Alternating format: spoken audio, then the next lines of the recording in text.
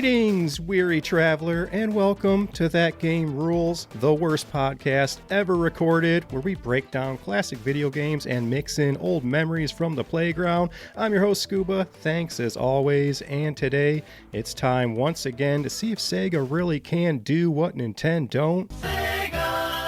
Fire up that blast processing and launch the nearest cow into the stratosphere. We're talking Earthworm Jim today, a story that is pure 90s, a tale of a worm, a super suit from space, queen slug for a butt, and more hamsters than you'd probably expect. Earthworm Jim has it all, baby. Capturing the gross, burping culture of 1994, this worm would go on to star in sequels, his own cartoon, and a crazy line of action figures to rival the likes of TMNT and the Street Sharks. So strap onto that rocket, give Psychro the bird, and let's blast off through this groovy podcast intro. Groovy! Every episode here starts with a time warp, talking old movies, cartoons, toys, and more. Then we're going to get into the game, the crazy art, the characters, the retro design. We got history, groovy music. We'll check out some comments and reviews. Finally, we'll give this game some awards, see if that game rules, hop on a hamster, and ride off into the sunset. I got to tell you, after an aggressive Battletoad session last week, Earthworm Jim is just feeling nice and cozy. It's like that surprise Happy Meal you get after finally convincing your mom to stop at McDonald's on your way home from whatever crap she had you out doing. If you're like me, a lot of shopping, feel like a lot of Kmart. Spent a lot of time hiding in those clothes racks, making forts out of bulk toilet paper, packages, climbing those like the aggro crag at the end of Guts. Whatever you do when your mom's dragging you out, R.I.P. Kmart. Like, I miss you guys. I miss Kmart. I miss you in your crappy Halloween costumes with the plastic mask that would cut your face. But I miss you, Kmart. Email the show at thatgamerules@gmail.com. Let's talk video games. Let me know your favorites, and then I'll make an episode, and I'll butcher them in their very own episode. Speaking of things getting chopped up, spooky season is almost upon us. And yes, I start Halloween season pretty much after the 4th of July. It's when we start getting online, checking Home Depot, checking Spirit Halloween, checking out the new animatronics coming up. A few Scuba updates in regards to that. We are on the Spirit Halloween hunt for the Five Nights at Freddy's animatronic that we are probably not going to get this year. I don't know why. They did not make enough of them. The stores do not have them. It's already overpriced, and I'm willing to take that hit because we always save up, for our one big holiday. We always try to get at least one new animatronic every year. I'm not a huge FNAF fan. I mean, I like it. I liked the movies, actually, more than my kid did. He dislikes them more probably for whatever lore breaking. But since I don't know much about the lore, I enjoyed the movies, and I want that animatronic to go in the arcade. So the hunt's the fun part, driving around all these spirits as they open. But in this particular animatronic, it's getting sniped and scalped like crazy. The animatronic itself, I know it's $500. It's a lot for what that animatronic does, which isn't much. But people are snatching that up, selling them for $3,000 to $10,000 on eBay. And it looks like people, I know eBay's weird, but it does look like people are buying these things in the $3,000 to $4,000 range. So a lot of kids' dreams are being broken. A lot of kids saved up to get this. A lot of FNAF fans we've met, and we've even been in line before opening at Spirit to try and get one. The scalpers are taking them. There's no way you can't. I mean, a scalper, you could sit there for 8 hours, make $2,500, $3,000. I mean, I hate scalping, if you don't know. Being in this, you see a lot of it in video games, obviously, and even going for an animatronic, I'm quite experienced in this, waiting in line for stuff, watching pre-orders. That's how I get things. The biggest one that got me last time was like the Super Nintendo Mini. I had to hunt that thing down when they had low stock. I refused to support scalpers and pay them. That's why I ended up getting an SNES Mini from Europe. I got me a PAL version. Still works the same. But now I got both of them because I ended up getting the other one. The N64 controllers, when they released those, they were out, Nintendo. And even just back in the day stuff, when you're talking, stalking a new Nintendo 64. I remember, whatever the magic the parents did to get those Super Nintendos on Christmas. I know I got mine, and those kind of things. So I don't know where scalping there's just this whole genre now, this whole group of just resellers in general. It's like that's their career. Look at Pokemon cards. I don't like it. I don't like any of it. I want the fans to get things made for the fans. We'll move on. Speaking of fans, I watched Spider-Man Brand New Day. I know I was kind of getting out of, and get no spoilers, I was kind of getting out of the MCU. Now they're kind of bringing me back in. Obviously, the movie's got great reviews.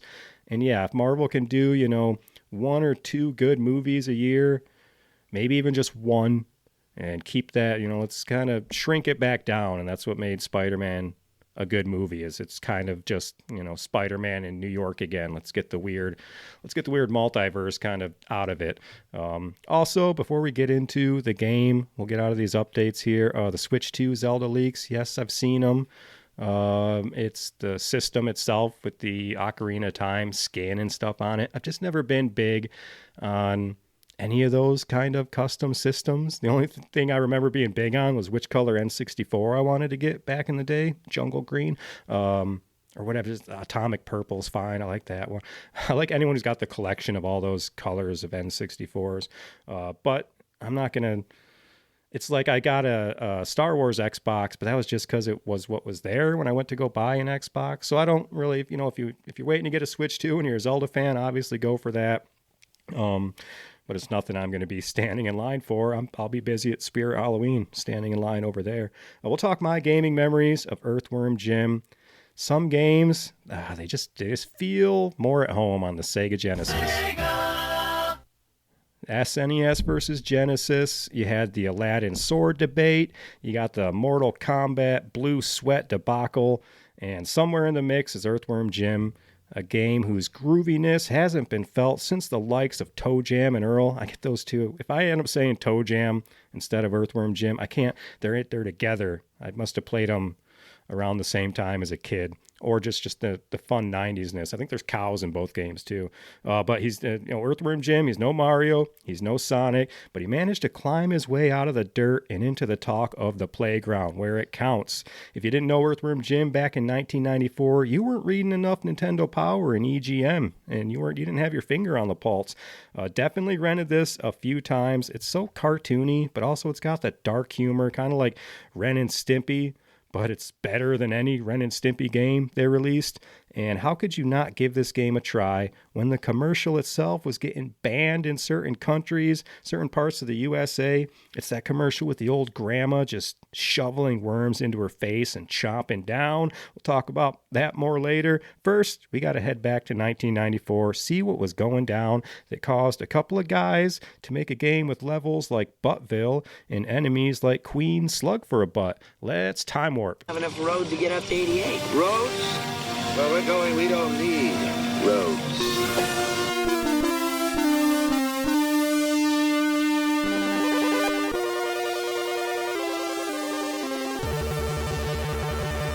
Welcome back to 1994. We made it through the intro. There was Kmart talk. There was Spirit Halloween talk. I don't even remember what I just said 3 minutes ago. So let's get into this time warp. 1994. For our fake sponsor this week, it's a 90s Nerf classic with way more science than I expected when I got into it. The power of water. Imagine what it can do to a ball. With the Nerf Liquidator Bat, your swing creates a tidal wave of power that can send a ball who knows how far. Okay, it's the Nerf Liquidator Bat. Essentially Nerf, they just sold us a giant water bottle, told us to go play baseball with it. It might as well be like a giant Four Loko can.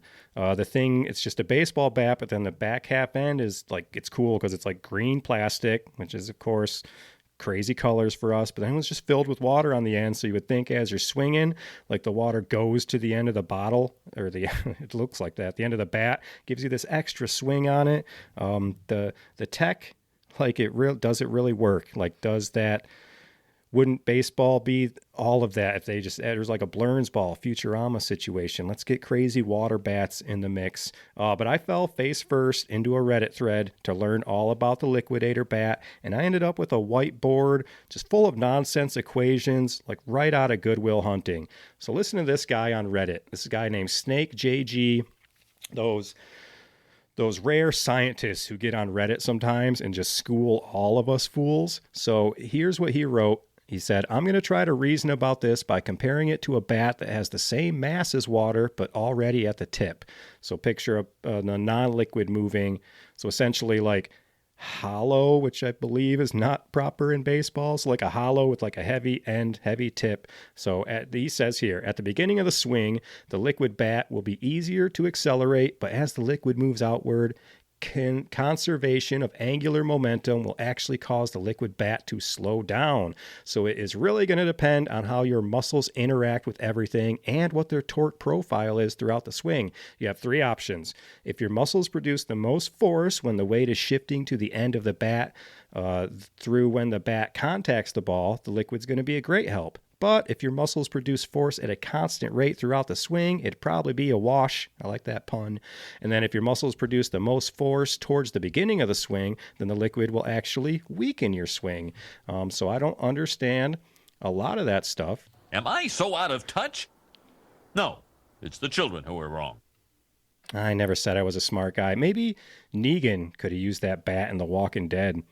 Put some, but then you can't nails, and then all the liquid would come out if you put the nails and the barbed wire in it and everything. Anyway, let's talk about some news from the 90s.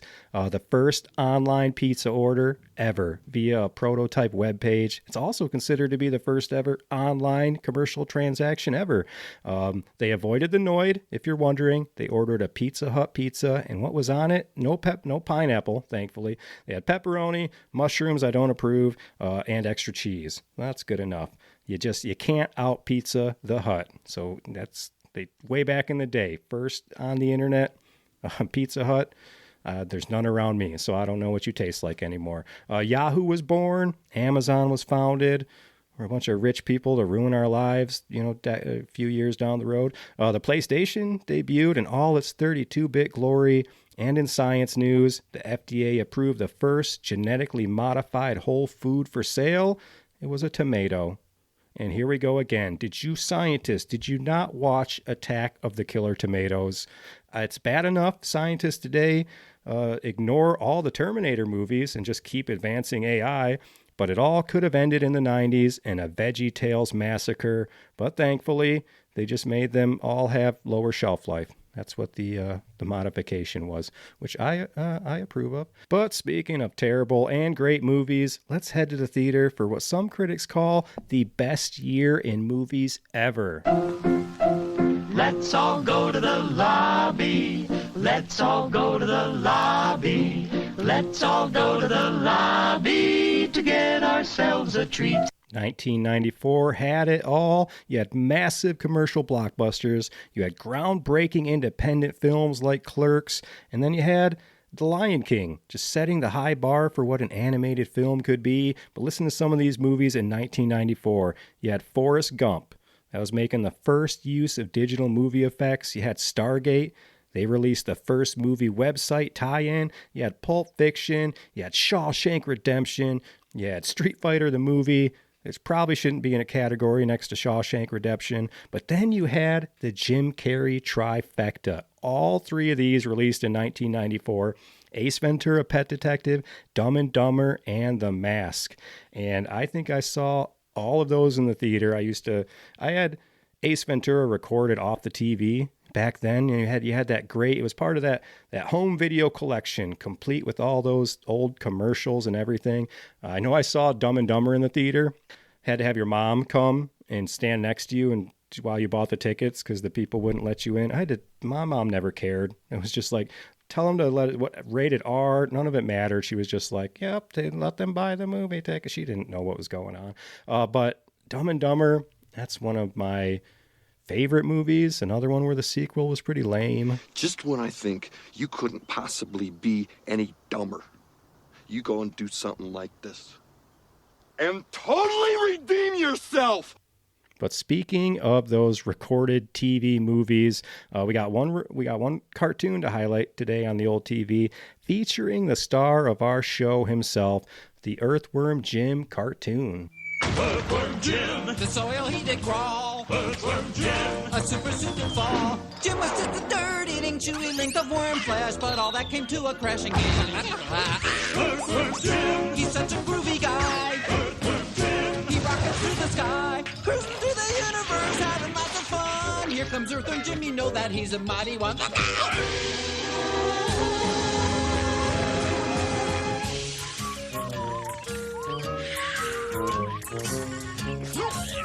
Despite his great big muscles and his really big ray gun. Okay, all right. That goes on for a while there, but it sounds pretty 90s to me. You had Earthworm Jim, 23 episodes. It's got a 7.3 on IMDb, which isn't bad, but the cast, lots of big names from your childhood. Those voice actors I'm always talking about. Number one, voicing EWJ himself, Dan Castellaneta. You know him as Homer Simpson and the genie from the Aladdin movies, except for Aladdin 1 and Aladdin 3. Aladdin 2, the TV series, everything else, Dan's been doing the voice of the genie and a lot of like Robin Williams type voice work in general. You had Jim Cummings as Psycho and probably other things. He's famous from Chip and Dale, Winnie the Pooh, probably 1,000 other voices, Darkwing Duck, all that stuff was Jim Cummings. You had Kath Soucie, maybe is how you say her name, but she's the princess, and she's just done tons of voice work as well. Rugrats, Zootopia, Futurama. She's done games like Tomb Raider, Fallout. Big voice actress. We had Charlie Adler playing Professor Monkey for a Head. He's from Transformers, Cow and Chicken, Tiny Toons Adventures, all these guys. Edward Hillbett, he was the cat, and he's a kind of real world actor or normal. He does voice acting, but screen acting, I guess. He was in Frasier a lot. He voiced a lot of stuff in Star Wars: The Old Republic. You had Ben Stein in there out of nowhere, if you know him and his monotone voice. You had Billy West from Futurama fame and 1,000 other things. And then you had John Kassir as the hench rat. This guy is the voice of the Crypt Keeper from Tales from the Crypt. So you got tons. It's just a 90s time capsule, that TV show. Some of the great quotes from the show. From Peter Puppy says, "Once again, the trousers of evil are yanked down by the mocking hands of justice." And from Psycho, I really like this quote, says, "The wages of sin are death, but the hours are great." And then from the man himself, Earthworm Jim, says, "Superheroes and evil twins go together like peanut butter and evil peanut butter." So just good cartoon fun.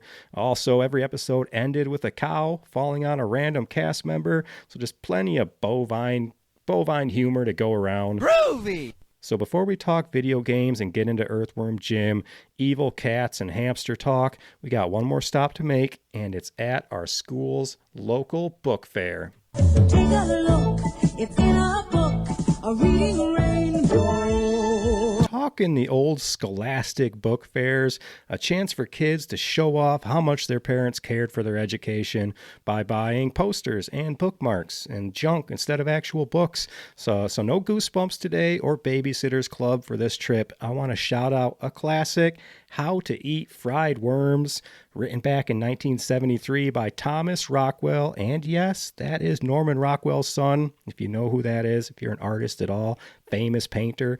The story of a boy named Billy that bets his friends he can eat 15 worms in 15 days for a cool, crisp $50 bill. And in this case, unusual in a kid adventure book, his parents encourage him, breaking that parent trend of parents just hating everything fun back then.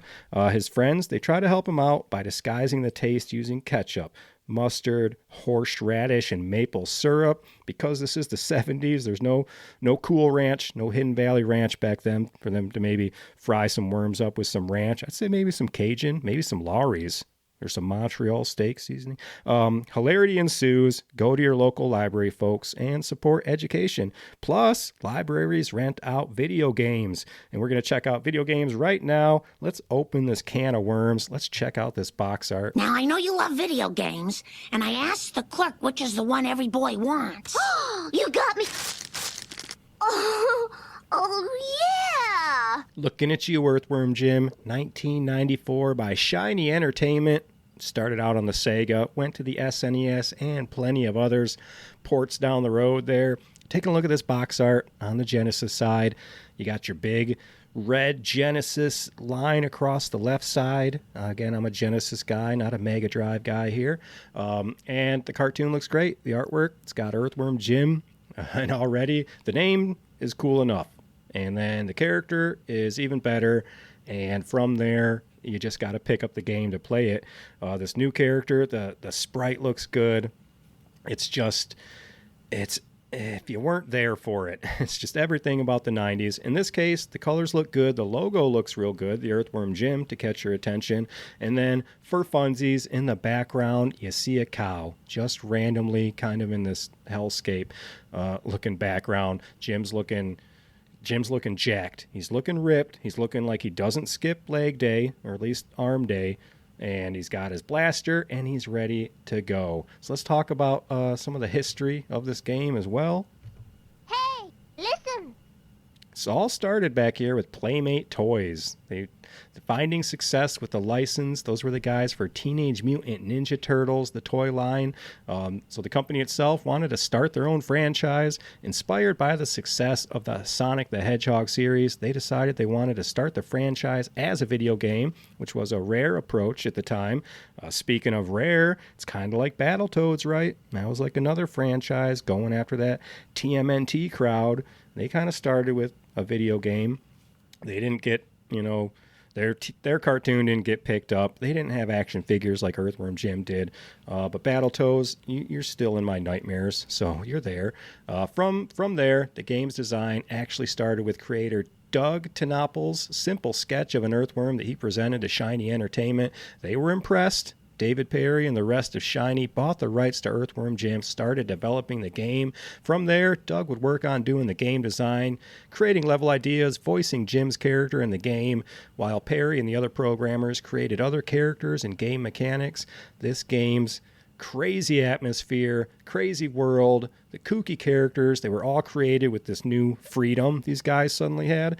The company, they'd previously always been restricted to doing licensed games, like 7-Up's Cool Spot, if you remember that one, which was fun. But when they do that kind of stuff, they had to conform to the other company's preset limitations, so they weren't free to just go nuts. I don't know how nuts you could go on a game like Cool Spot, but you had to listen to 7-Up and whatever they wanted. So in that respect, the game was actually created as like a satire of platform video games at the time. For instance, Princess What's-Her-Name, Well, excuse me, Princess. was a parody of how so many video games had that throwaway female character that exists only to be saved from danger, that classic damsel in distress trope, and it's already being mocked, and it's only 1994. The game kind of makes fun of a lot of platformer tropes in general, besides just the princess. The resulting game would be Earthworm Jim. The game would play kind of like as a 2D side-scroller platformer, mostly, but it does have some elements of like a run-and-gun game, I would say, except you can't run and really gun at the same time in this game. The player controls Jim, must maneuver him through the level while avoiding obstacles and enemies. You can use Jim's gun, but the best part is you can use his head for a whip, for whipping enemies, swinging off of claw hook type things. You can helicopter to kind of float down a little slower. It's no Peach float from Mario 2, but it's there. And just the concept of just Jim, he just like grabs his head out of his suit and like whips enemies with it and then slap the worm back in the top of the suit. A lot of this game, if you're playing it, pause at any given time and like look at the reaction, the sprite design on Jim at any given point, and it feels like you're looking at like a cartoon. It's very Looney Tunes, very big eyes. He's screaming. He's talking. He says some words. Groovy! I mean, so Jim, he's got attitude. He's what we want. The developers also created a wide variety of colorful villains for the game as well, including Psychro, Queen Slug for a butt. That's her shorter name. Evil the Cat, Bob the Killer Goldfish, Major Mucus, and Professor Monkey for a head. So how did this game get to where it is? The development. The game, it was developed at the same time for the Genesis and the Super Nintendo using a custom heterogeneous programming language created by Shiny Entertainment. Almost all the levels were first programmed by Dave Perry on the Genesis, then converted over to the Super NES by Nick Jones. And I can't think, we got to take a detour, I can't think of this game without thinking of the classic game itself, Worms. Although it came out after, in 1995, I used to play those Worms games all the time. Do you know what ones I'm talking about? Should Worms Armageddon get its own episode? These games, they're pre-Angry Bird, but kind of like that. So it's like a turn-based artillery game presented in like that 2D environment. Each player controls a team of several worms. During the course of the game, players take turns selecting the worm. You got tools and weapons to attack and kill the opponent's worms. You move your worm around a little bit. But then they had like tools like the bungee or the ninja rope. So you could swing your worm to a different area. And then like you'd shoot these bombs and they would take out like half of the area and the worm would fall down. It was all about that trajectory. Like that, like I said, with Angry Birds, that arc, so you'd fire weapons, you'd have homing missiles, grenades, all sorts of crazy, like 50 plus like weapons for every one of those games.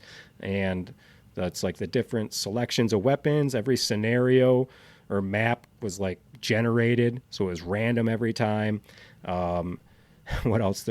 You could save those settings too. You could set like you would do in GoldenEye, with how they have different settings. You could do it here with your different, bombs only and all these kind of things. So they had tons of replay. I never was even playing with other people. It was always against the computer.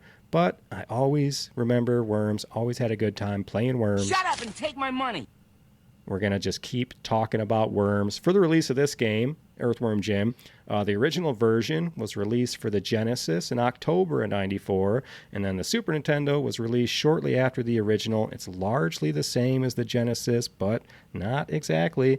The Super NES version's got the altered graphics, got different backgrounds and special effects. It lacked some of the sound effects. And it also was missing one of the levels from the Genesis version, the intestinal distress level. A couple of reasons I've read for that. The stated reason for the Genesis version having the extra level was that the Genesis version was more easily compressed and it had the room for the bonus level.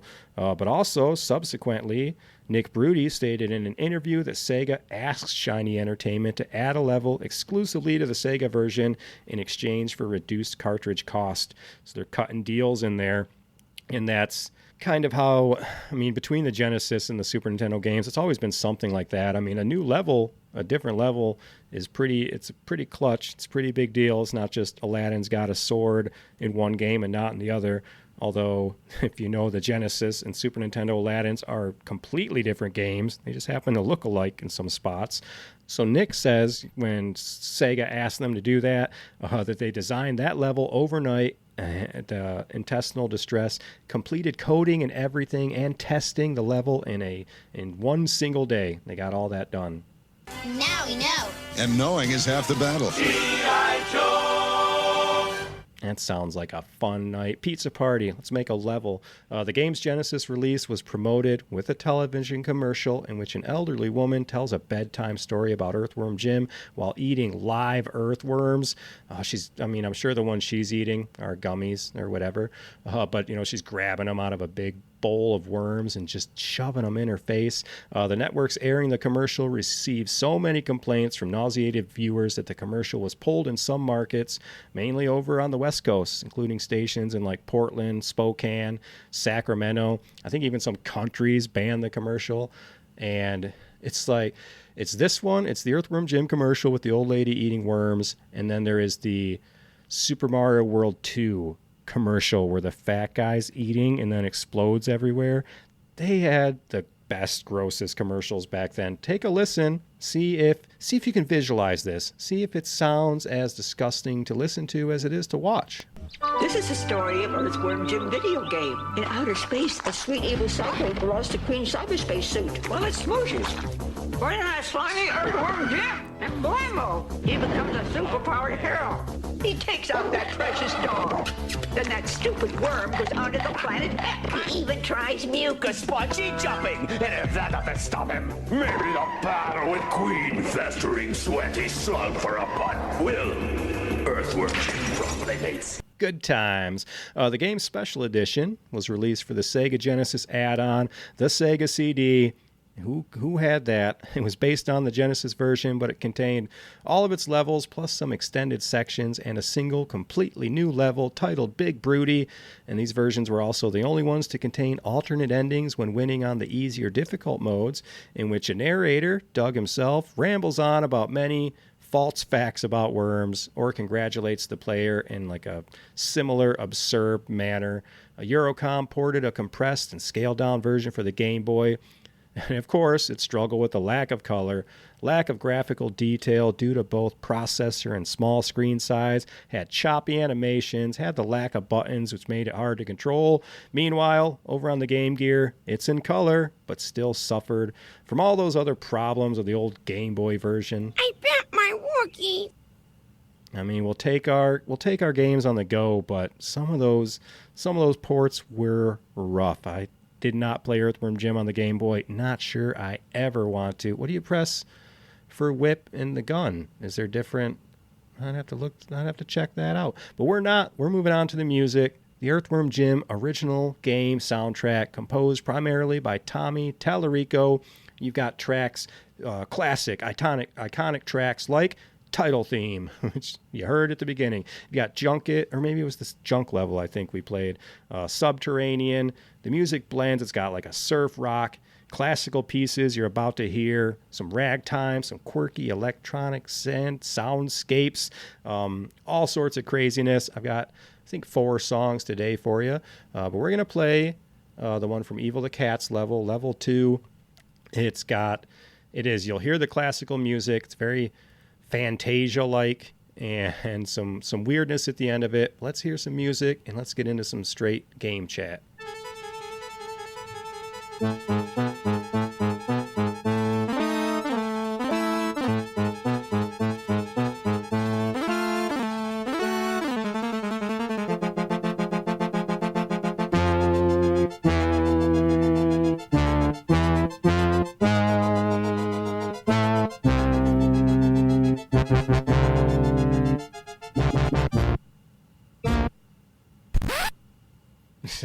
From there, the music on that level goes into like elevator lobby music with just random screams in the background. But anyway, let's take a look. Let's talk about this cast of characters. It's time to kick ass and chew bubble gum, and I'm all out of gum.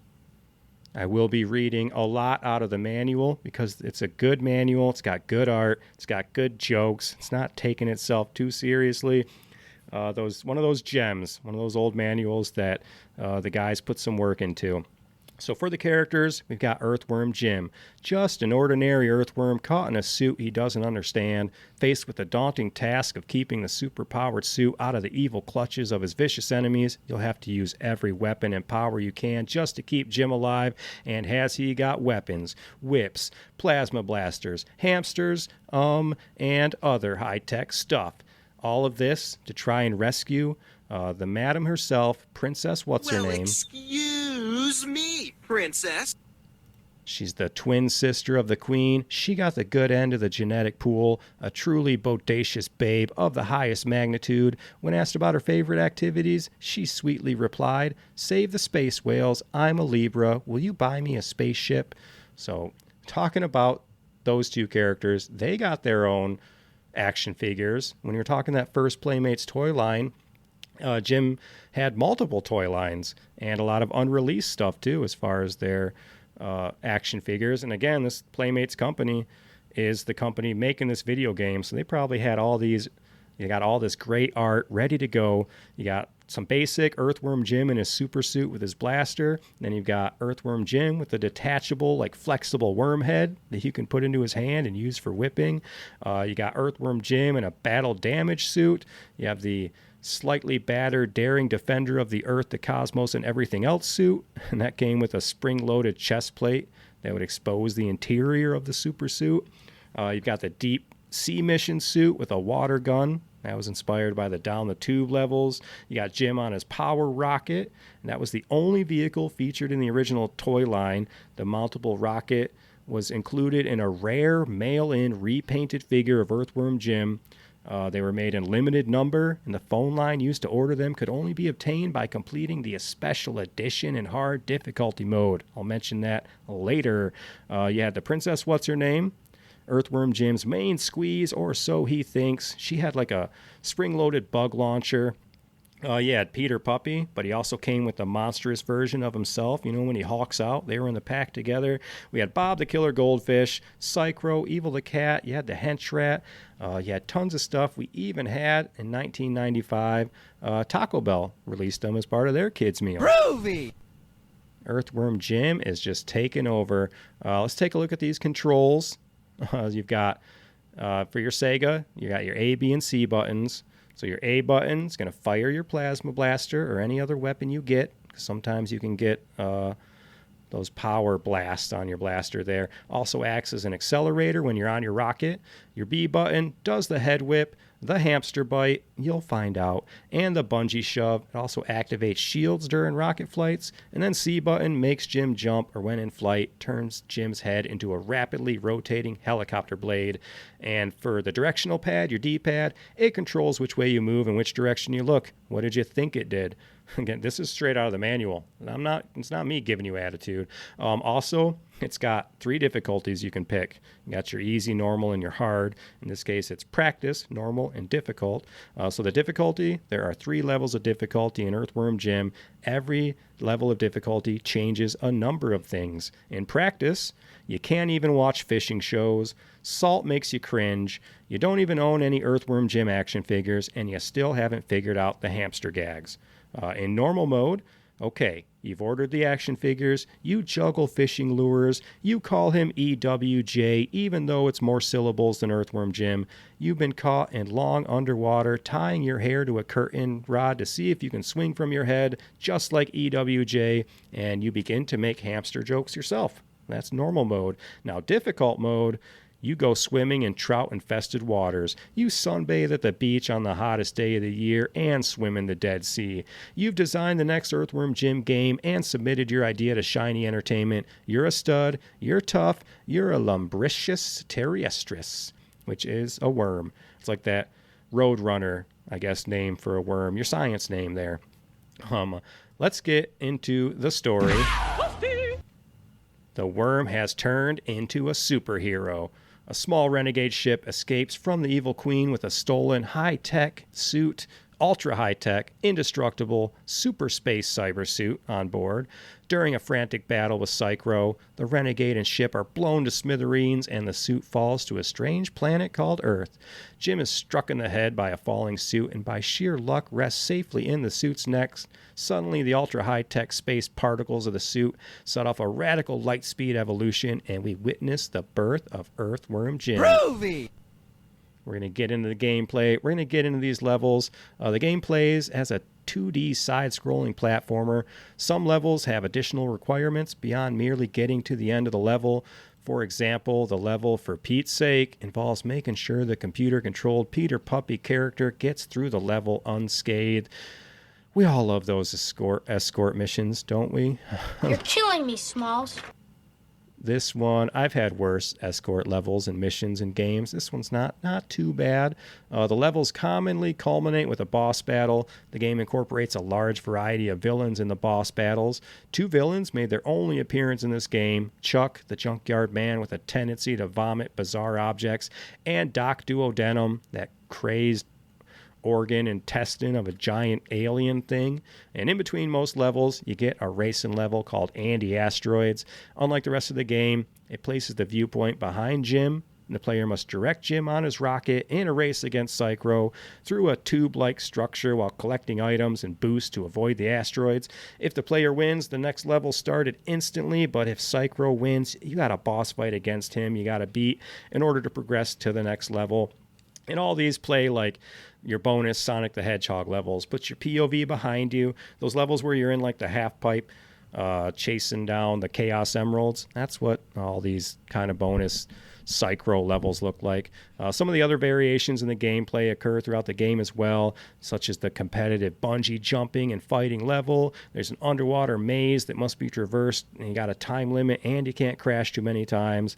It adds a few of those things to the mix. It's not, in my opinion, like a Battletoads breaking. Like, they don't add so many new concepts every level that you never really get in the hang of it. I have some issues with the design, I guess, and how well the game looks. That, of course, we'll get into some of the platforming stuff. I mean, it's not a super easy game coming off of Battletoads. It feels like it, or at least a game I didn't want to chuck my controller as much. I like to come back. I like the humor and the silliness and the cartooniness is what kind of keeps me going and trying again. The game's got to give you something to make you want to try again. Otherwise, you're just beating yourself up like I was on Battletoads. So let's start with level 1. Let's take a trip through all of these worlds. I can show you the world. Starting out in New Junk City, we've already got a pun. Lots of puns in this game. I'm here for it. Menacing crows, giant mutant garbage cans. The junkyard's owner, Chuck, and his dog Fifi want to welcome you to the junkyard in their own special way by trying to kill you. Bounce from tire to tire or slide across zip lines to grab extra power-ups. Watch out, compared to Fifi's bark, those bites are even worse. This level, you're starting out in a trash world, which is fun. It's not your green and grass Sonic. It's not your green grass Mario. It's not an ice level. It's not a fire level. It's not a green level. It's not even a water level. It's a garbage level. So I love these tiers. This is like the C tier of level design, the trash theme. It's like the Springfield tire fire, just without the fire part. So you're just jumping around tires. The background looks great. There's a Billy the Bin fight. It's like the first kind of mini boss that kind of sucks. Like I'm like level 1, first mini boss, and I'm already like hitting a roadblock. And I know I've gotten decently far in this game as a kid. I don't remember where. I don't remember it being a struggle. I don't remember it being like the turbo tunnel is the end, like Battletoads. I'll keep referencing Battletoads. This game's kind of got some Battletoads hardness mixed in with some like Aladdin, Lion King kind of toughness in there as well. But the Billy Ben fight sucks. I actually had to like look it up and be like, what am I doing wrong? Like, I'm taking this guy down, but it's like a 2-phase thing, and you have to like avoid him when he's in his little car mode and not keep jumping on him like I was. So that fight bugged me. But after that, it was pretty smooth sailing besides some other stuff that I was just like, what am I doing wrong? You know, when it's like, as a kid, I feel like I'd be like, something's broken, and then I'd go do something else. But as an adult, I'm like, I know you can get past this. I know I'm the idiot doing something wrong. So there's a couple of spots of that in this game for me. But yep, you got a murder of crows just coming at you nonstop. Anvils, toilets, moose heads, tons of sharp shrapnel, just like anywhere, just like your local yard sale is what it looked like playing this level. All sorts of junk nobody wants. And the infamous cow launch. The first thing you do in this game is launch a cow. You shoot down a refrigerator. The cow is launched. It even lets you know like it's something important just happened, and then you can forget about it for the rest of the game until it comes back in the end of the game in the best way possible. So the cow is launched. Keep that in mind. As far as your first real big boss, Chuck and Fifi, we got Fifi is no lovable poodle. Try a psychotic 4-legged chainsaw with a rusty chain and you'll know what I mean. Fifi wants to keep strangers away from his master's junkyard. Chuck will throw up anything he can to keep you from surviving. You'll need to keep your wits in order to dethrone him. You're going to want to get out of that junkyard. It's like Stand By Me style. He's got a little chomper sick balls type of thing going on with Fifi. You want to get out of there. Move on to level 2. Groovy! You're probably going to do that Andy-Asteroid game we'll talk about in a little bit. But level 2, What the Heck is the name of the level. Welcome to Planet Heck. As Evil the Cat dances, you wander through the devilishly tricky maze. Step quickly. It can get a little too hot for Jim, even in his indestructible suit. For an uplifting experience, take a jog on a gem, but don't let Jim get a hot foot. There'll be a hot time in the old town tonight for sure. Some of these puns from the manual aren't landing like I want them to, but we'll keep it going. So now we've moved from a trash landscape to the hell landscape, and it's not just your simple fire lava level. This place looks like hell for a reason. So I like the level, the design. It's crazy. It looks real good, like with the 3D kind of effects and the graphics it's doing, but it does become kind of hard to tell where you're going up and down a path because you're essentially still 2D. But it's got the cat in the background chirping you the whole time. It's got that music you heard, that dramatic Fantasia music as you're trying to avoid devil things and open gates and all sorts of random hell crap. You got a Rusty the Snowman bonus boss because a snowman in hell is an appropriate mini boss for a silly game like this. And then you've got Evil the cat himself. I love his design. He looks like, I don't know, is it something from like Invader Zim? He looks like something, a Nicktoon that I still can't really place my head on, or maybe it is just Evil the cat from the show when I watched it. But he's born with no heart. The ruler of Heck lives to torture others, filling Heck with corporate lawyers and dreaded elevator music. Evil has seen to it that Jim doesn't stand a chance. A snowball's chance.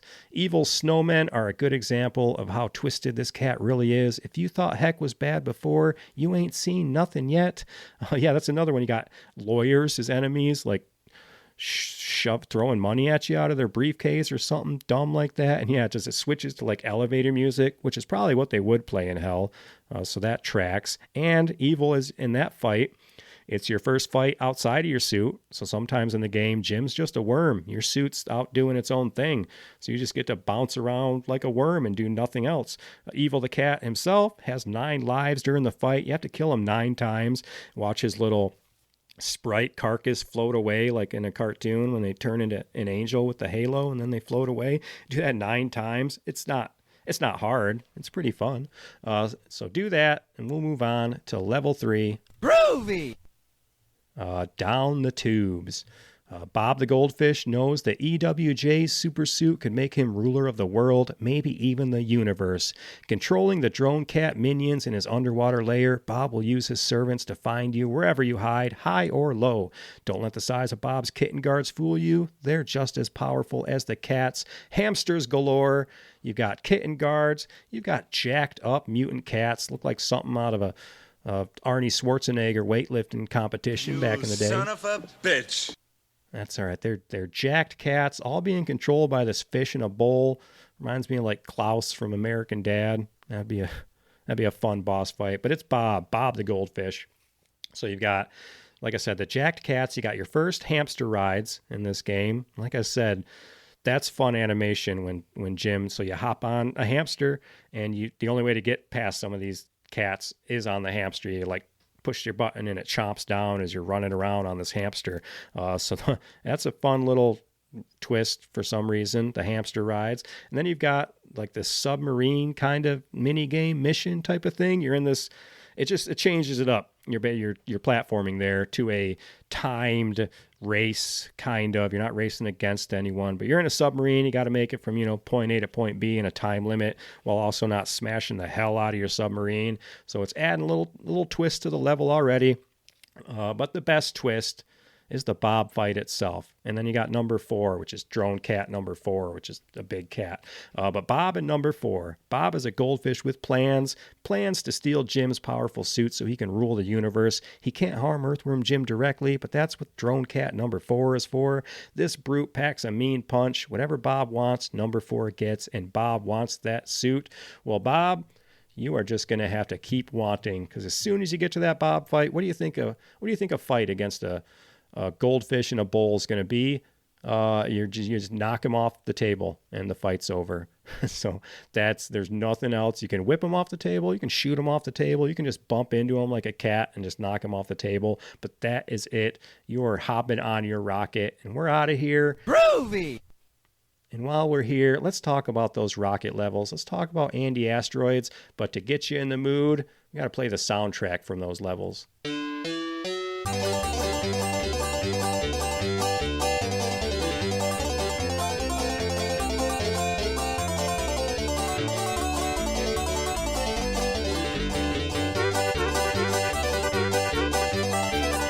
Yeah! Get him, Jim. Get that bird. Go get that bird, Jim. It just keeps going. I like some banjo music and some of the old chiptune sounds, huh?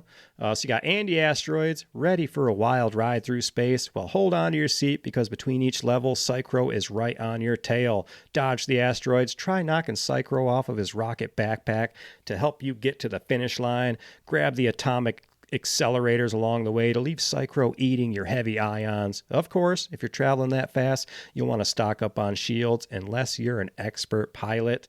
Again, it's very Sonic-like. You're dipping around in these tunnels. If you don't win, you gotta fight Psychro himself. Andy Asteroids, the level, it's named after Andy Astor, a programmer for the game. Psychro himself, the villain, should you need to fight him. Psychro, Jim was hunted by crows all his life, but never won with a gun. Psychro is determined to get that suit back for the queen at any cost. Because of his persistence and twisted crow mind, you'll never know when he's going to turn up. If he gets his worm hook into you and pulls you out of the suit, Jim is as good as bass bait. Keep your eyes open and stay on guard. Take out that guy. Fun little side note here. Fun little trivia. The Hey verse voice work sampled in that song Rodeo Jim there's a voice just like Jim says groovy a lot. Groovy. There was like a hey and that just the word hey, a piece of voice that's the word hey. They took that directly from the movie The Terminator for some reason. The guys when they were making this game. You son of a bitch. So the original Earthworm Jim is the only game to have this hey sound. I think it was changed to something like come on or something in every subsequent release, probably to not get sued by anybody. It's a weird thing. How do they know that was whatever. I guess lawyers will know and they'll come after you. So let's move on to the next level. Level 4. Groovy. It's not a problem. Bungee jumping is scary enough without Major Mucus trying to bash you into the walls, but that's exactly his plan. As your bungee cord gets thinner and thinner, your life hangs on a few measly threads, but that's not all. Mucus Phlegm Brain is waiting for you to get too close to the pool of snot or fall in. He's waiting for lunch. We got 3 rounds with the Mucus Man.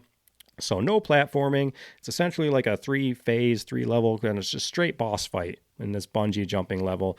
You're trying to smash Major Mucus against the wall. You're trying to avoid the wall. You're trying to avoid the giant thing that'll eat you at the bottom of this big snot pool that you're shooting on down to. And then on each side of the screen gives you a kind of a life meter.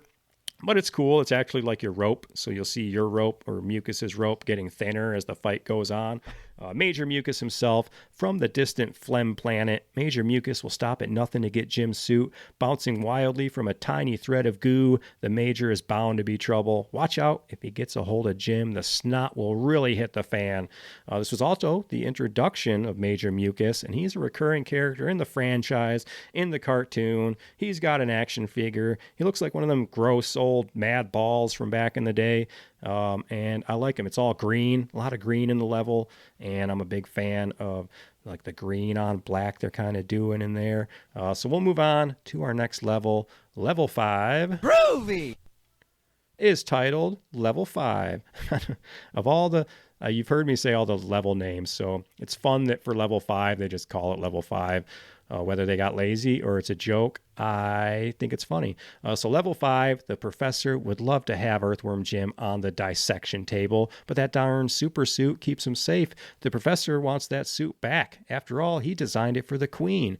Of course, he could make another one if only that darn monkey hadn't eaten the blueprints. That's another can of worms entirely. You'd better keep an eye out for the professor's creepy science experiments. They're everywhere. Careful when the lights go out. Remember when you were afraid of the dark? Relive the horror if you can find it and find your way out. So it's a nice level. Again, no basic, no themes you're real used to as far as the level. This one's an observatory. It's a space laboratory looking level, like you're in a big giant telescope looking thing. It's got like electricity bolts and stuff. You got mutants, you got conveyors. This is another level where the worm and the suit get separated. Your suit's kind of riding along while Earthworm Jim himself, you got to jump to avoid getting electrocuted and all this kind of stuff. You don't actually kill the professor in this level. You actually just beat him around, and he does literally just have like a monkey flipped over for his head.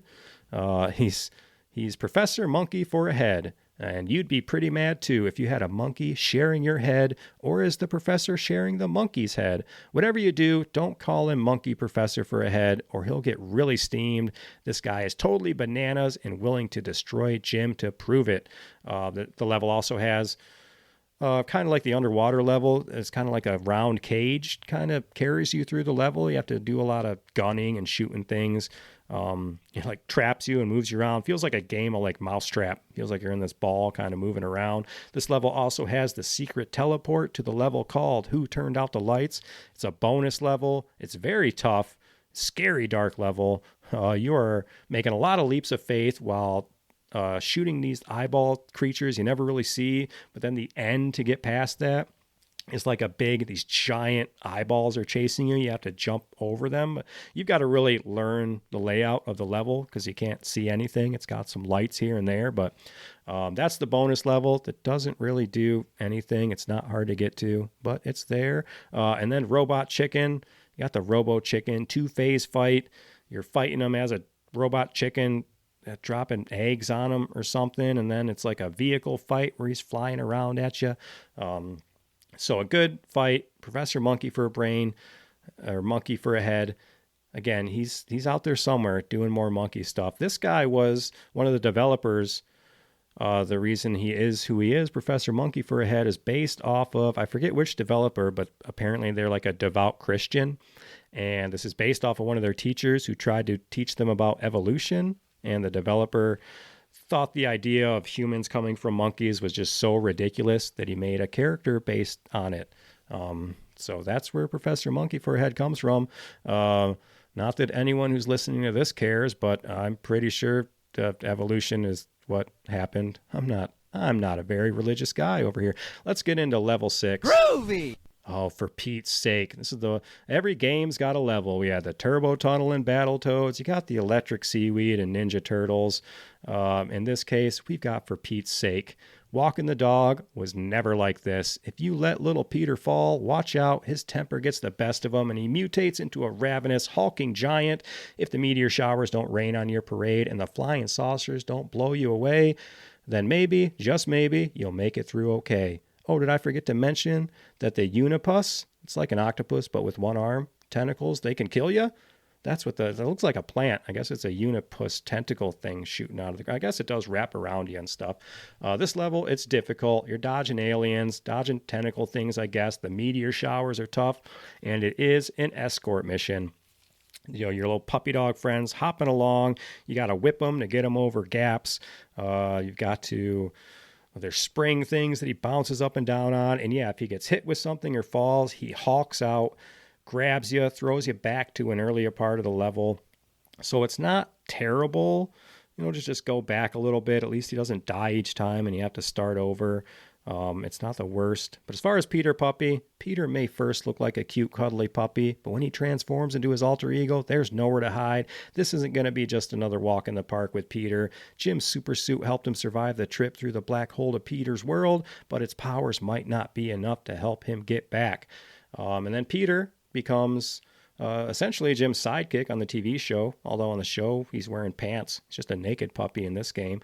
There's actually also an extra harder section to the level. You can just finish it off and get Peter into his kennel and be done. But if you whip him up over his kennel, you can keep hopping along for a harder part of the level, bank some free guys if you so choose. But let's make it past into 2 more levels, including a level here, next level 7. Groovy! And this one is the one that's not in the Super Nintendo. And it's called Intestinal Distress. A disgusting, gross bad guys, like you were expecting less. Flying fish, spitting, biting fish, and a boss that will put a major squeeze on you. Now, would you like to see what you just had for lunch?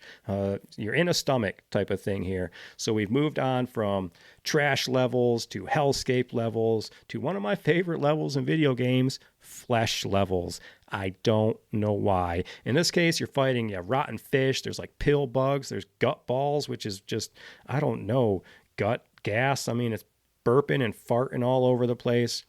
But the flesh levels, There's like skeletal windpipes to shoot up and down. Any level that's just designed weird pink fleshiness makes me think of Super Ghouls and Ghosts. You can even think of something like Ocarina of Time with the inside of Jabu's belly, that level. Like there's something about inside a creature type of levels. It's gross, but also so unique and fun. I enjoy them. You're going to face off against Doc Duodenum. Tired of life as an alien's internal organ, Doc Duodenum took off on his own. The Doc would like to have Earthworm Jim over for lunch. Or was it over as lunch?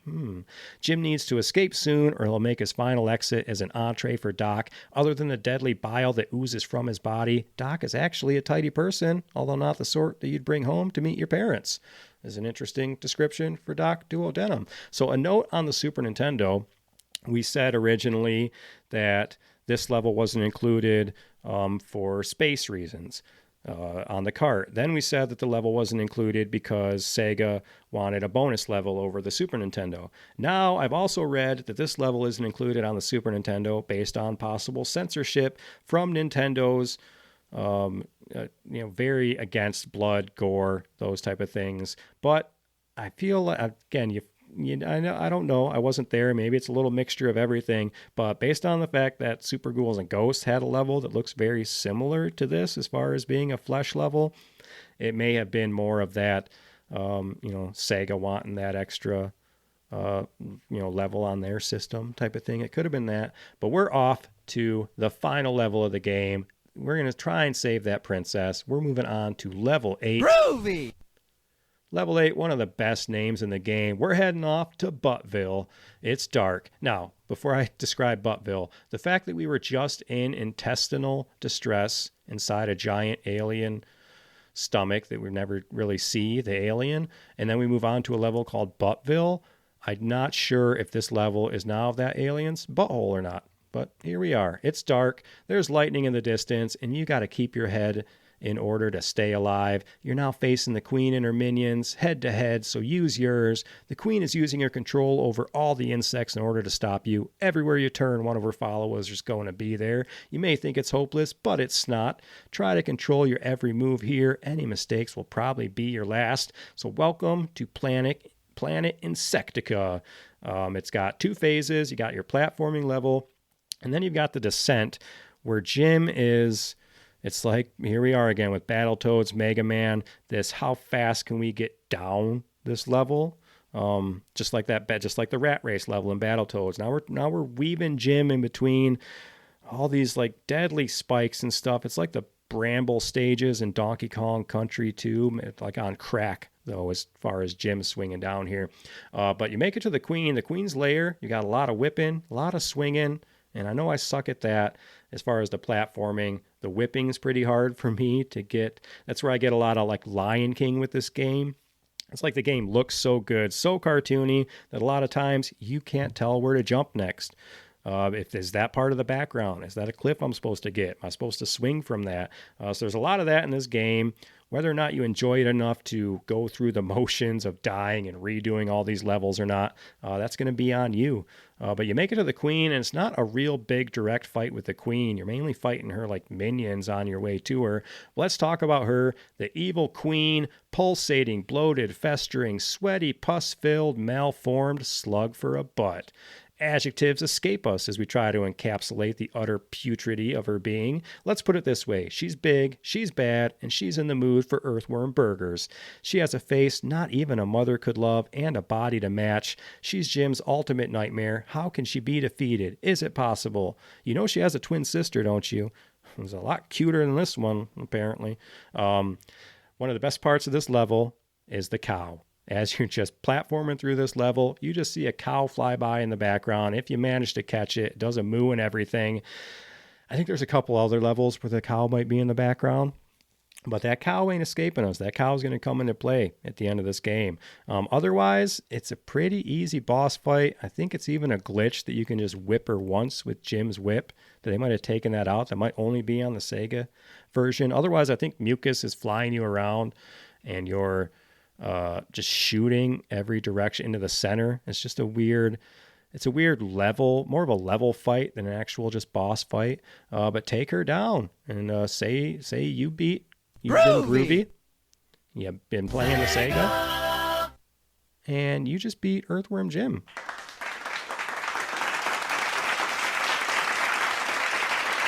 But the best part of the game is the ending. All of you know it. We're here. We beat the queen. We're ready to save that princess. Excuse me, princess.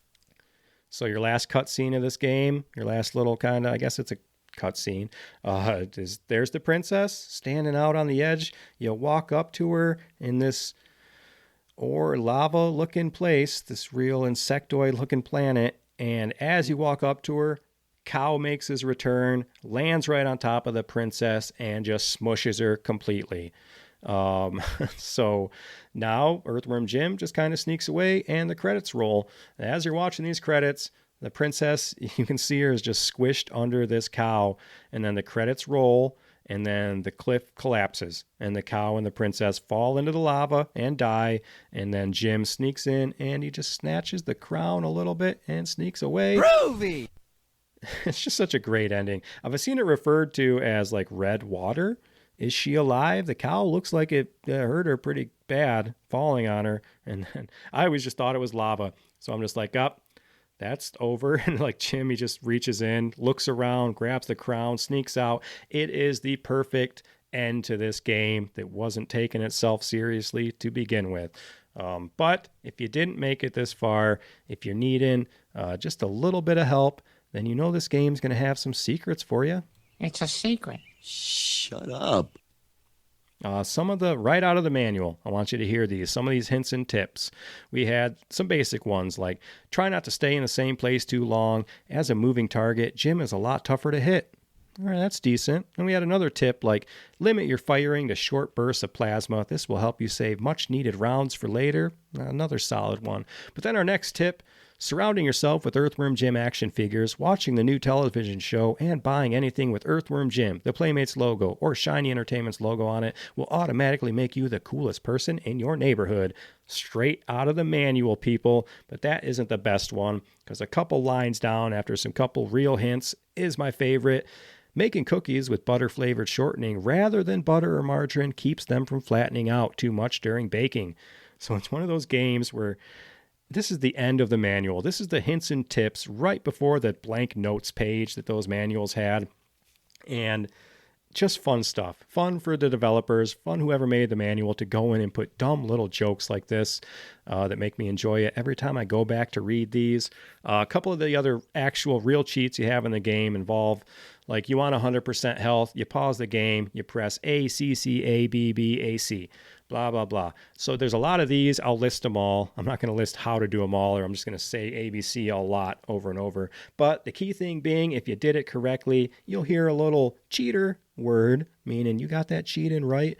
You've got the 100% health. You've got level select, level skip, 1,000 bullets. You got a debug menu. So you can really get in there and play around. Extra live, extra continues. You got warps. You can warp, but the only one I can find is warping to what the heck. So you can warp to level 2 or you can warp to the end of the game, the last level. Other than that, there's no real big secrets in the game as far as exploration. In the down the tubes level, like in that riding part, there's like one secret where you kind of go through the wall and you can find like a secret air pump. That just gives you more time to then go find kind of the other free guys and stuff around there. So there's no big exploration rewards. Like the rewarding part of the game is the humor, the jokes, the not taking itself seriously. That's what makes Earthworm Jim, Earthworm Jim. So let's talk a little bit about the legacy itself. Groovy! We mentioned those action figures earlier. So a special version of the game, The Great Earthworm Jim Race, was broadcast in 1995 for the Sega Channel. That was the old Sega Internet back then. The game featured an increase in difficulty level and a secret room, which, when reached by the first 200 players, would display a password and a toll-free phone number. Those that called the number were awarded special prizes, such as a book and action figures, as part of Jim's shortly lived toy line from Playmates Toys. I think that's where you got that special one. We know they had the toy line with the Taco Bell kids meals. They had a sequel, Earthworm Jim 2, in 1995, released in the same manner as the original, first on the Sega, and then ported to all the other systems. It was generally well received. Unlike the two further games, you had Earthworm Jim 3D for the 64. You had Earthworm Jim Menace to the Galaxy for the Game Boy Color. However, they were developed without the involvement of Shiny Entertainment and mostly met with negative reviews. Got to get that original team on there. The game also inspired non-video game products such as the Earthworm Jim series. It also got a comic book series and a line of action figures we mentioned. Earthworm Jim himself, here's a little knowledge for you. He's a playable standard character in Clay Fighter 63 1/3, and he's a secret character in the Sculptor's Cut version of that game. Who knows about that Sculptor's Cut? The old N64 Clay Fighter 63 1/3 Sculptor's Cut. Is that not the most expensive game on the 64, the most rarest game on the Nintendo 64? It's the weird ones, again, that become the most sought after.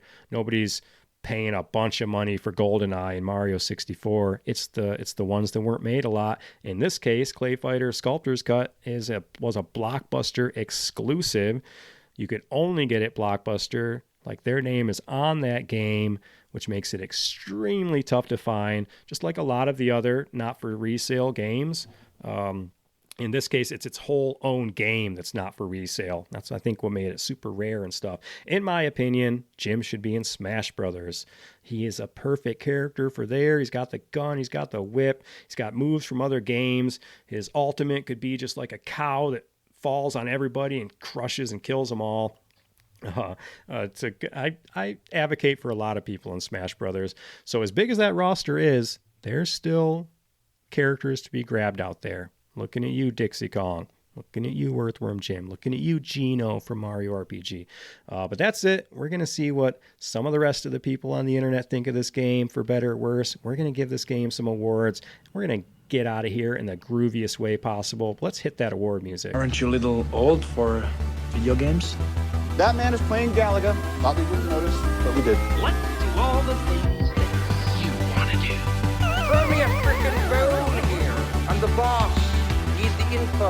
I've lived in mortal terror that this would happen. Get on with the ceremony. Just because I'm always gushing over all these games doesn't mean everyone feels the same way. Let's see. We got Sam here. Says this game is an incredible graphical showcase, but the gameplay is really subpar.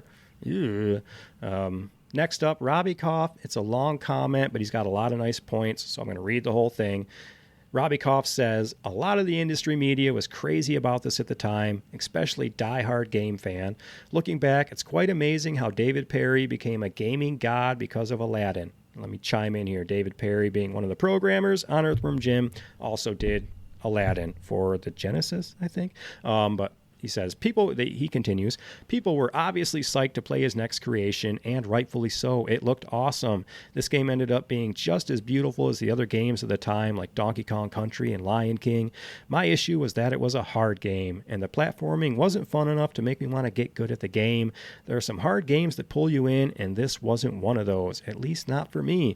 I played this a few months ago and really disliked the experience. As someone else said, hanging on the hooks was difficult, and positioning Jim in general was a challenge. Because the levels are designed to look like cartoons, it's not clear where a platform begins or ends, making critical jumps nearly impossible. I got mauled by crows in the first level, appearing out of nowhere and too elusive to kill with a gun.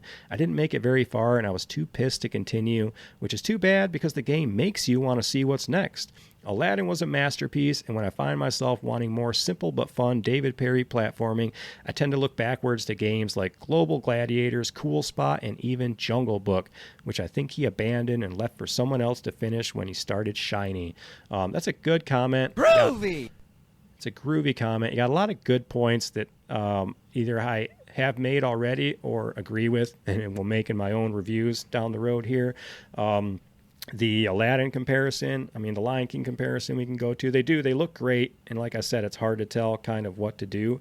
But yeah, Earthworm Jim doesn't play It doesn't control very perfect. The hooking and the swinging is very, I think it's too quick. I don't think they have enough sprites in the swinging. Like, it happens really fast when you're swinging from stuff. Maybe it's just a personal thing. But as far as him saying it didn't pull you in, it wasn't one of those games for Robbie Koff here. It was for me. Like, I keep going back to it. It's one of those games I want to kind of perfect this jump and perfect that part of the level. So it's no Battletoads that's depressing me. This is more just a game I like. I like to perfect it. Experience Both 3980 said, level design is complex and moves up, down, right, and left. The minigame level breaks up the monotony. Lots of secret areas and hidden items. Variety of random challenges to overcome. Creative boss fights. A solid challenge, but not Ninja Gaiden impossible. In addition to visual satire, there's also well-matched music. It's a masterpiece of video game history. One of the best games of the Genesis SNES era. And an underrated one at that, in my opinion. So, good opinion, and right at the end of it, you wrote IMO, in my opinion. I agree with you. I think it's a masterpiece of video gaming history. I'm not sure I'd go masterpiece. I do think there's always something to be said about these games that it's a new game, a new character coming, not having sequels, but still making its way, just like Battletoads, into the gamosphere, into video game history.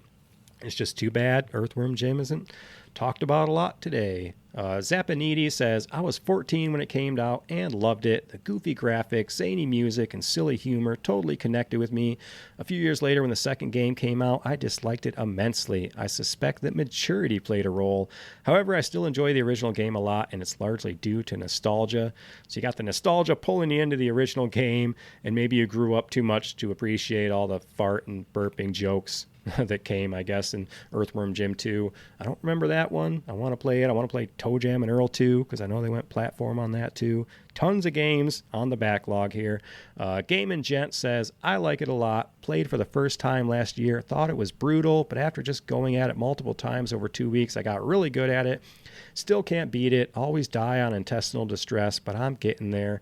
It's a tough one for sure, but I don't dislike the gameplay at all. I do feel a couple of the late game bosses could be tweaked, and that anti-asteroids is way too frequent, but overall I love the game and its variety. It's dripping with charm, but like many retro games, it seems to be an acquired taste.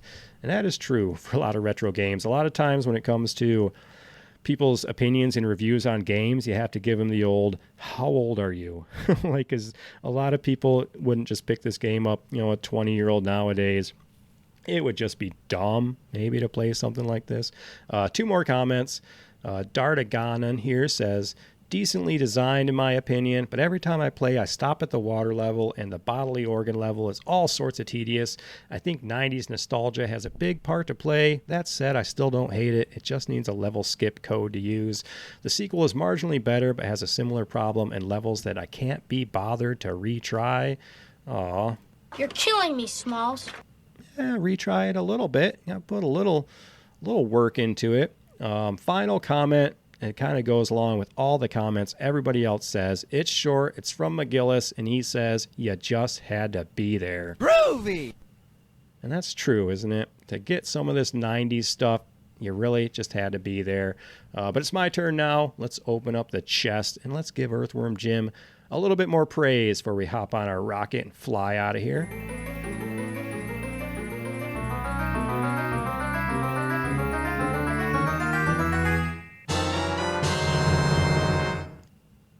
Before we get into it, a little more praise. I don't have a Todofsky's Musical Appreciation Award, but let's set the scene a little bit more with some great music straight out of Buttville.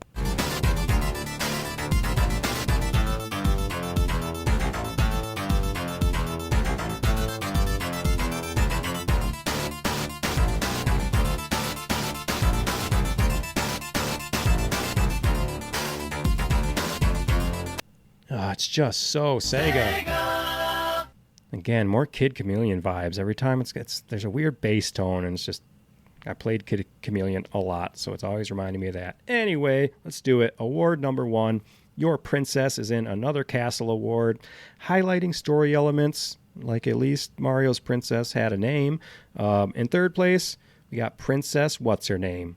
just the MacGuffin. It's just the take in video game tropes front and center. It's always that damsel in distress, but not like Conker. His game, he learned well because his game story was just him trying to like not be a table leg or something dumb. So I like when the story's dumb.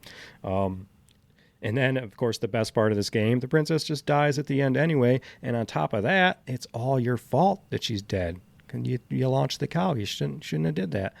Second place, Evil the Cat.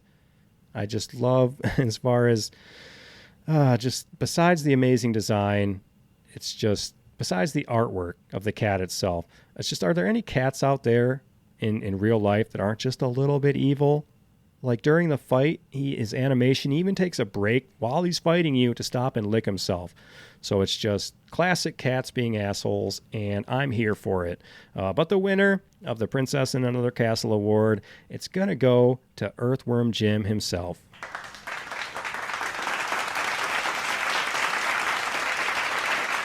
It's got great design. It's just an original wacky 90s story of just a worm finding a super suit from space. That's it. It's all you need. It's an original idea, and the creativity just keeps coming.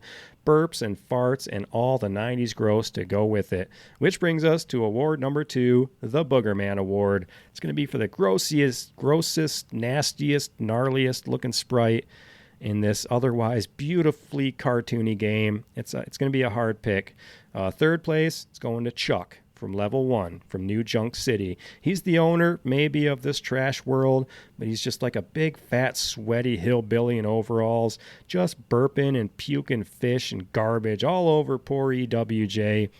He's got the sound effects that go with it. When he's rapid firing, burping at the end of his fight, it's just burp noises, just one after another. And part of the grossness, it's real Ren and Stimpy, real SpongeBob-like in these cartoons. These cartoons occasionally cut to like a very detailed scene, a very zoomed in detailed scene of like somebody's nose or somebody's pimple or somebody's back, and it's like hairy and dripping and gross, and they put all these details. If you know what I'm talking about, that's what kind of this boss Chuck kind of felt like to me. Number 2, our second place, Major Mucus from Snot a Problem. He's just a big booger flinging himself all over the place. He looks like I said, like a 90s Madball toy, all those gross toys. What they say in back in the day, back in school, you said you could pick your nose, you can pick your friends, but you can't pick your friend's nose. And I don't know how Major Mucus feels about that. But the winner for the grossest, gnarliest, nastiest looking sprite, my favorite, it's going to be Evil the Cat. I know he's not very gross or nasty. I love that sprite. I was going to go Psychro because he's pretty cool looking too. But Evil the Cat, it's just straight out of a Nicktoon. And like his whole level, you see him in the background. He's right out of Ren and Stimpy, Rocko's Modern Life. Shout out to Powdered Toast Man for no reason, because I just thought of him because Ren and Stimpy reminds me of, where's Powdered Toast Man? How about Powdered Toast Man in Smash Brothers? Where's that at? Final award number 3. It's going to be the Water Temple Award, because it ain't all hamsters and rainbows. There are some frustrating parts of this game. Third place for me, Swinging from Your Head, or your body, or your wormness. And it's like what should be fun in Castlevania type of whipping and stuff. It sometimes feels more like Simba jumping on the hippos in The Lion King, which really makes me feel feelings. It takes some getting used to. Something about you can't whip straight up when you're jumping. I was constantly trying to do that. And maybe that would have made the game too easy, but that was frustrating to me. Second place, boss number 1, that trash can boss thing, like I mentioned earlier. It's always early on with me in the roadblocks. It's a simple 2-phase fight that my worm brain could just not figure out. But the winner for the Water Temple Award, it's going to be that the game just looks so good.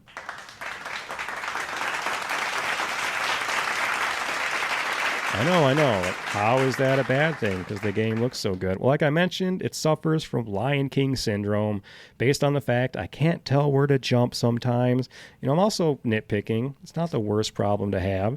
The escort level I could throw in here too. But again, I figured that in general, I found myself jumping and falling a lot into places I I thought I could grab or land, and I couldn't. But we'll move on. We're going to rate this thing. We're going to see if this thing rules. If it's a rental, should it be retired? Let's break that down. Does it rule? You play it all the time. You understand the hamster jokes. Is it a rental? You play it once or twice. You just dip your toes in the water. Or do we retire this thing, strap it to the nearest bovine, and launch it straight into the sun? We're going to rate it in gameplay, visuals, music and sound, and awesomeness. And we're going to rate it out of 9 for Evil the Cat's 9 lives. Gameplay, 6 out of 9, giggity. It's got some refreshing challenges. There's just some tough platforming parts, and it feels like it's trying to mix that platforming with the run and gun, but it's never feeling very runny and gunny though. But I do believe the team behind Cuphead, a real big run and gunner, I bet they know all about Earthworm Jim. So props to all the worm mechanics of the game, at least. The whipping, the swinging, the helicopter. Props to making a worm play like a worm. Moving to visuals, 9 out of 9. This is where the game shines. The design, the cartoony feeling, everything looks and moves real fluid. They mixed the 2D part and some of the twisting 3D spirals and stuff, which can be tough to play, but looks really good. The scrolling is legit, like the parallax scrolling, like the background scrollings. Backgrounds look great, and especially the level What the Heck and Intestinal Distress, they stand out to me. Just another 90s time capsule of art, just right here in this little game for you. Music and sound, 7 out of 9. Wouldn't be the 90s without some gross fart and burp noises in there, and that's like all those coming off of the chip tunes, those farts and burps. It just makes a name for itself. They all just really, really slap coming out of those systems, the sound effects there. Jim's voice works good, and he's got the screaming. He's got the constant screaming, sounds like he's cussing half the time. So it's got good sound effects is there, and the music tracks themselves, they all really bring this can of worms together, which leads us to awesomeness, 9 out of 9. In a world full of Marios and Sonics, EWJ managed to slither out from the shadows, make a name for himself. I've said it before. If you're getting talked about on the playground, you're getting a high, awesome score, especially if you're a newcomer. It had that gross band commercial. It was one more thing that our parents didn't understand why it was cool, which made us want it even more. It made it even more awesome. When parents are like, why does my kid want to play this game with a worm? That's going to make me want that game even more. So let's add all this up. Let's see if this game rules. All right, let's review, class. We've got Earthworm Jim, Psychro, Evil the Cat, Princess What's-Her-Name, Queen Slug for a Butt, Bob the Killer Goldfish, Buttville. Those are all words I got to say today thanks to this game. A video game made by gamers. You can tell it's a love letter and also a punching bag for all video games before it. It's got the humor. It's got the heart of the 90s. However many hearts worms have, I don't even know anymore. He has no spine, but he's all guts. And when it comes to Earthworm Jim on the Sega or the Super Nintendo, that game rules. Groovy! Next time my kids ask what growing up as a kid in the 90s was like, I'm going to throw them a glass of Tang, and I'm going to tell them to go play some Earthworm Jim. Better yet, hand them some of that High-C Ecto Cooler from back in the day. Grab you some Pizza Crunchables. Go play Earthworm Jim. You're 90s kids now. Thanks for listening this week. We're going to get out of here. Hit me up at thatgamerules@gmail.com. It's time to sign off. I got lots to clean up in the dungeon this week. Evil the Cat was over. He filled up the damn litter box. He started pooping in the Zen garden I had to make from last week's Battletoads episode. Evil, he's about to get the old Bob Barker treatment. He's about to go find out what it's like when you get your little cat balls taken off you. But anyway, catch me next week for more nostalgia, more retro stuff. Until then, thank you guys so much. I will see you on the next one.